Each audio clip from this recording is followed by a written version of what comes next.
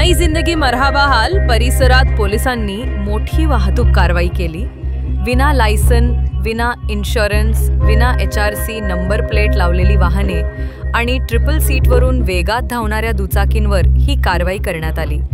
वाहतुकीचे नियम धाब्यावर बसवणाऱ्या वाहन चालकांवर दंडात्मक कारवाई करत अनेक दुचाकी जप्त करण्यात आल्या।